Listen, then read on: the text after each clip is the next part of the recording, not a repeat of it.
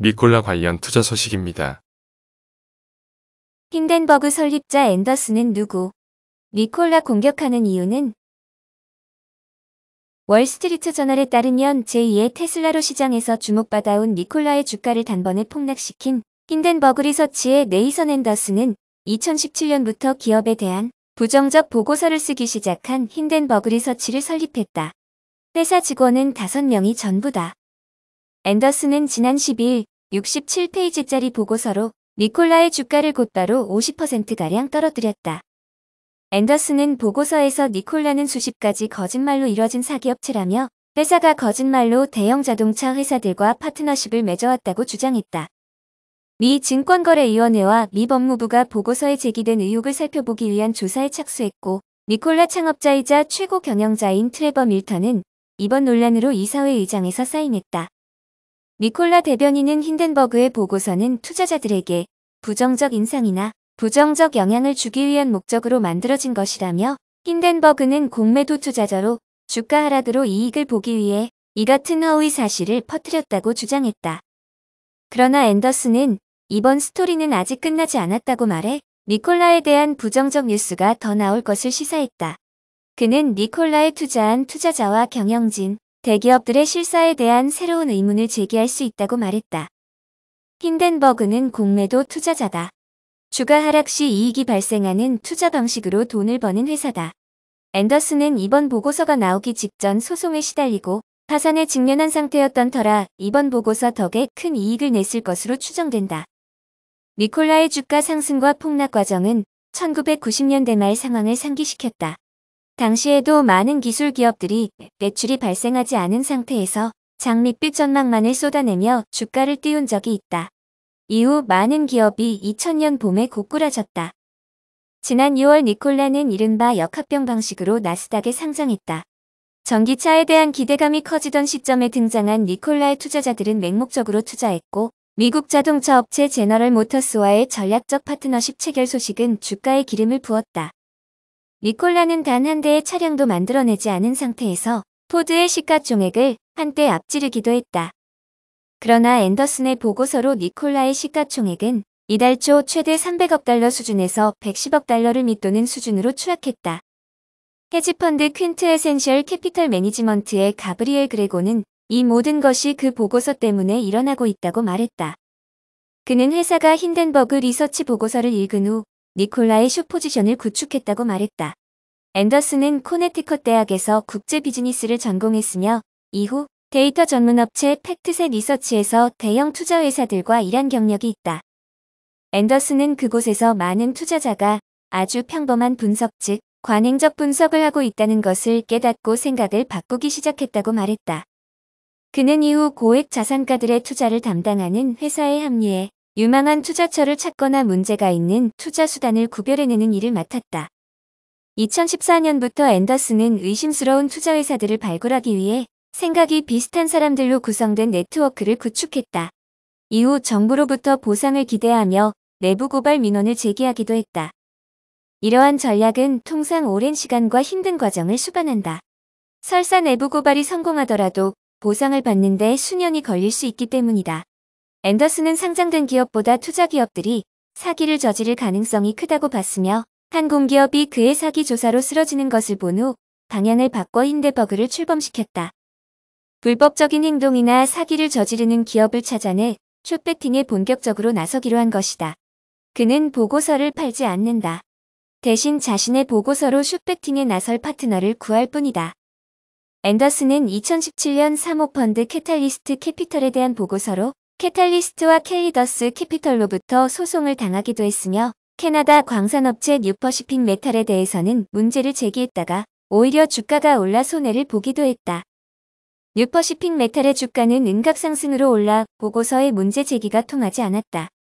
앤더슨은 지난 6월까지 니콜라에 대해 거의 아는 바가 없었다.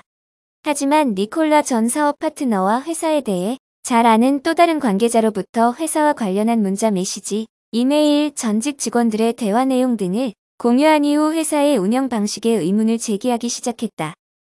앤더슨은 즉각 밀턴과 회사에 대한 공개된 자료를 검토하기 시작했고 많은 부문이 투자자들을 오도하게 만들거나 부정확하다고 결론지었다. 그는 니콜라의 트럭을 언덕 위로 견인해 트럭을 밀어내리는 비디오를 찍었다는 주장도 전 니콜라 사업 파트너로부터 들은 것이라고 전했다. 니콜라는 시제품의 비디오에서 트럭이 자체 동력으로 움직인다고 주장한 적이 없다고 해명했다. 앤더슨은 보고서에서 밀턴이 니콜라의 수소로 구동되는 세미트럭을 포함해 회사의 핵심 기술에 대한 진전 사안을 과장하고 파트너들을 오도하고 독점적 기술을 갖고 있다고 주장했다고 지적했다. 그는 밀턴의 사임에도 불구하고 니콜라의 문제는 밀턴을 넘어서는 문제라고 말했다. 테슬라 관련 투자 소식입니다. 발 뻗고 자자. 테슬라서 발 빼는 서학개미. 미국 전기차 업체 테슬라의 주가 변동성이 커지면서 서학개미가 등을 돌리기 시작한 것으로 나타났다. 25일 한국예탁결제원에 따르면 이달 21일부터 이날까지 미국 나스닥 시장의 테슬라의 일평균 순매도액은 2,786만 달러로 집계됐다. 이 기간 일평균 매수 금액과 매도 금액은 각각 7,653만 달러, 1억 439만 달러다. 전일 기준 테슬라의 보관 규모는 이달 16일 대비 17.4% 감소한 36억 159만 달러로 계산됐다. 여전히 주식 보관액 1위 자리를 고수하고 있지만 액수는 줄었다. 그간 테슬라는 해외 주식 순매수액 상위권을 놓치지 않은 서학개미의 최애 종목이었다.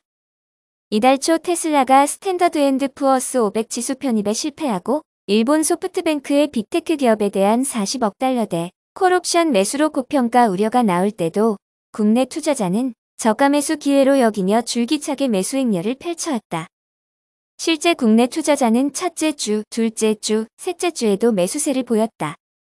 하지만 한 달 가까이 조정 국면이 이어지면서 국내 투자자도 차익 실현에 나서는 것으로 풀이된다.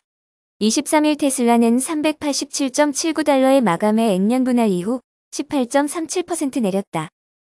서프라이즈가 없었던 배터리데이 이후 실망 매물이 출회하고 기술주에 대한 신중론이 겹치면서 주가가 좀처럼 갈피를 잡지 못하는 모습이다. 이원주 키움증권 연구원은 투자자들이 기대했던 것은 고수익 소프트웨어 기업으로의 진화를 돕는 100만 마일 배터리였다면서 최근 높아진 투자자의 기대치를 충족시키지 못하는 행사였다고 평가했다. 일론 머스크 테슬라 최고 경영자가 공언한 리튬 자체 생산에 대한 회의론도 제기되고 있다. 로이터 통신은 테슬라의 리튬 생산 계획이 극한 장애에 직면해 있다며 리튬 생산 공정 등에 대한 검증이 부족하다고 꼬집었다. 한편 해외 직구 투자자들은 기술 사기 의혹에 휘말린 니콜라에 대해서도 팔자 세를 나타내고 있다. 한국예탁결제원에 따르면 지난 21일부터 이날까지 니콜라의 일평균 순매도액은 127만 달러로 집계됐다. 이달 24일 웨드부시증권은 니콜라의 투자 의견을 중립에서 비중 축소로 하향했다. 목표 주가도 기존 45달러의 3분의 1 수준인 15달러로 크게 낮췄다. 니오, 샤오펑 일시장 관련 투자 소식입니다. 테슬라 잡아라. 중국 전기차 스타트업 대전. 중국 전기차 스타트업들이 미래차 굴기를 향한 파상 공세에 나섰다. 줄줄이 기업 공개 시장에 뛰어들고 있다. 아이웨이스와 WM모터는 최근 중국 증시 상장 검토 작업을 시작했다. 니오와 샤오펑, 리샹자동차 등은 이미 미국 증시에서 투자금을 쓸어담고 있다. 세 업체의 시가총액을 합치면 479억 달러에 달한다. 제너럴 모터스, 포드 자동차를 웃도는 규모다. 제2의 테슬라를 꿈꾸는 중국 스타트업들의 전기차 대전이 본격적인 막을 올렸다는 분석이다. 1. 가파른 성장세.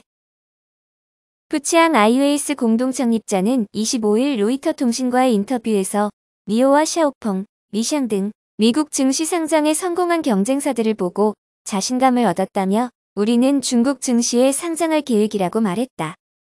아이웨이스는 2017년 상하이에 설립된 신생업체다. 본격적으로 차량을 판매하기 시작한 것도 1년이 채 되지 않는다. 역사는 짧지만 성장세는 가파르다. 아이웨이스의 첫 양산 차량인 U5의 경우 지난 4월부터 3달간 1,400대가량 판매됐다.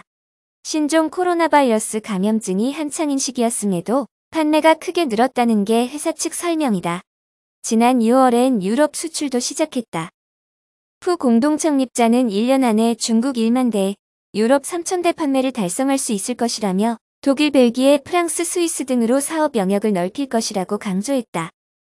아이웨이스 경쟁사인 WM모터는 중국 상하이 거래소 커창반 상장을 준비 중이다. 지난해 7월 출범한 커창반은 중국판 상하이 나스닥으로 중국 정부가 기술 기업 상장을 유도하고 있는 대표적인 거래소로 꼽힌다. 중국 정부는 지난해 미국과의 갈등이 격화하면서 자국 증시 키우기에 나서고 있다. 중국 최대 포털업체 바이두의 든든한 지원을 받고 있는 WM모터는 최근 중국 국유 투자사들과 상하이 자동차 등으로부터 15억 달러를 추가 차입하는 등 자금 조달에 열을 올리고 있다. 2. 자동차 왕국 미국도 긴장. 미 증시에선 니오와 리샹, 샤오펑 등이 경쟁하고 있다. 니오와 리샹은 지난달 전기차 판매 대수가 월간 기준 사상 최대를 기록했다. 리샹은 2,711대, 니오는 3,965대의 전기차를 판매했다. 올 2분기 흑자 전환에 성공한 니오는 이달 차량 인도 5,000대를 목표로 하고 있다.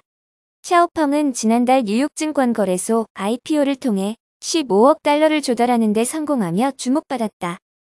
로이터 통신은 테슬라의 인기가 중국 전기차 스타트업 경쟁에 불을 지폈다고 분석했다. 테슬라는 올 들어 지난달까지 중국에서만 73,658대를 판매했다. 작년 동기보다 3배 가까이 늘었다. 테슬라 영향으로 전기차 시장이 급속도로 커지면서 치열한 주도권 다툼이 벌어졌다는 관측이다. 코로나19 여파로 유럽에 밀렸던 중국 내 전기차 판매량도 회복세를 보이고 있다. 독일 자동차 연구센터 관계자는 올 상반기 테슬라가 상하이 메가팩토리에서 생산한 자동차만 5만 대에 달했다며 중국은 올해 말께 다시 세계 최대 전기차 시장이 될 전망이라고 말했다. 중국 전기차 시장은 정부의 든든한 지원이 뒷받침하고 있다는 분석이다. 지난 4월 중국 정부는 올해 폐지하려던 보조금 정책을 2022년까지 연장한다고 발표했다. 선전과 상하이, 텐진, 광둥성 등 지방정부는 세금 감면, 인프라 확충 등 보조금 지원 정책을 잇따라 내놨다. 미국에선 전기차 산업 지원을 촉구하는 목소리가 높아지고 있다. 미국 전기차 산업의 중국 의존도가 점점 커지고 있다는 우려에서다. 데니스 블레어 전 미 국가정보국 국장은 중국은 단순히 전기차 회사만 많은 게 아니다며 전기차 배터리 원료 확보부터 배터리 생산, 자동차 조립, 판매까지 전기차와 관련한 공급망을 빠르게 강화하고 있다고 강조했다. 지난해 중국의 전기차 판매는 120만 대인 반면 미국은 32만 대에 불과했다. 애플 관련 투자 소식입니다. 탕주가 떨어질 만큼 떨어져.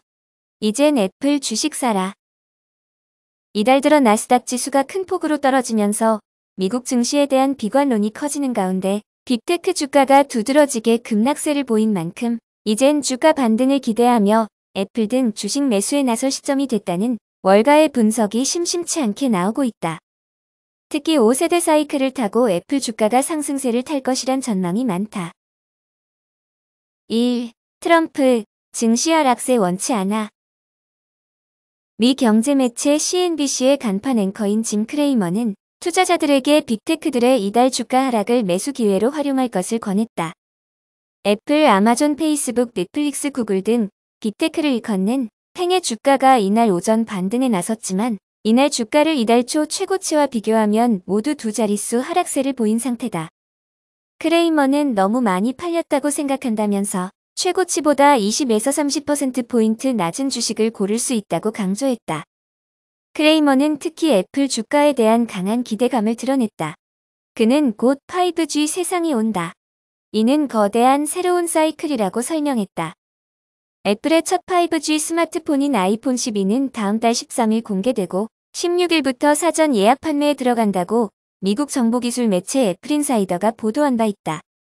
크레이머는 향후 뉴욕 증시의 향방을 놓고 도널드 트럼프 미 대통령의 행보에 주목했다. 그는 주가가 내려갈수록 경기 부양 가능성이 높다면서 트럼프 대통령은 증시가 내려가는 것을 원치 않는다고 강조했다.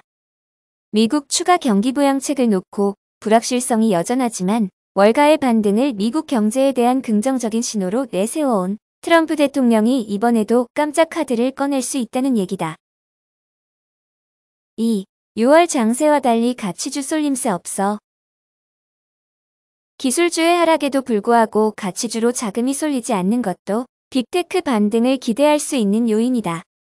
피델리티의 주리언 티머 글로벌 매크로 디렉터는 이날 CNBC에 출연해 주요 기술주가 가파른 하락세를 보이고 있다며 부양책이 나오지 않는 것은 은행, 에너지, 산업재 섹터의 주가 상승 모멘텀과 멀어진다는 의미라고 분석했다.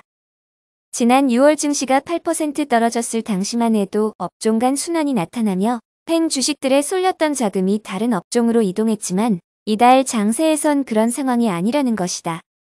현재로서는 부양책의 부재로 기술주에서 이탈한 자금이 다른 업종으로 옮겨갈 요인이 적다는 게 그의 판단이다. 그러면서 현재 시장은 과잉 매도 상태인 만큼 기술적으로는 반등할 수 있을 만한 수준이라고 평가했다. 3. 빅테크 주가 간 차별화 가능성도. 다만 빅테크의 주가가 이전처럼 일제히 오르기보다는 기업별로 주가가 차별화될 수 있다는 분석도 나온다. 루프벤처스의 진 먼스터 창립자는 팽 종목들이 올해처럼 집단적인 랠리를 이어가진 못할 것이라며 팽의 성과에 균열이 날 것이라고 내다봤다. 그는 특히 애플이 가장 긍정적인데 건강과 웰빙 분야의 혁신이 있을 것이라며 결국 애플 주가는 웨어러블 기기를 통해 크게 상승할 것이라고 강조했다. 아마존도 코로나19 사태에 따른 온라인 소비 급증으로 장기적인 이익이 발생하고 구글 또한 자율주행 개발 부문인 웨이모 등을 통해 혁신적인 움직임을 보일 것으로 분석했다. 반면 페이스북과 넷플릭스에 대해선 비관적인 전망을 내놨다. 먼스터는 이들은 지난 2년과 똑같은 사업만 할 것이라며 이는 더 크고 새로운 시장에 대한 투자자의 욕구를 충족하지 못할 것이라고 지적했다. 4. 5G 사이클 이미 주가 반영 반론도. 물론 월가에서 애플에 대한 낙관적인 전망만 있는 건 아니다. 마켓워치에 따르면 지난 23일 UBS의 데이비드 보트 애널리스트는 5G 사이클 재료는 이미 애플 주가에 반영됐다며 애플에 대한 투자 의견을 매수해서 중립으로 하향 조정했다. 애플 목표가는 $115로 제시했다. 보트 애널리스트는 애플은 스마트폰, 태블릿, 웨어러블 PC 등 제품에서 전체 매출의 약 80%가 발생하는 제조업체라며 코로나19에 따른 맥, 아이패드의 일회성판 매급증과 2021년 회계연도에서의 아이폰 12 사이클이 지나간 이후 제품 매출은 3년간 한 자릿수 성장세로 되돌아갈 것이라고 내다봤다.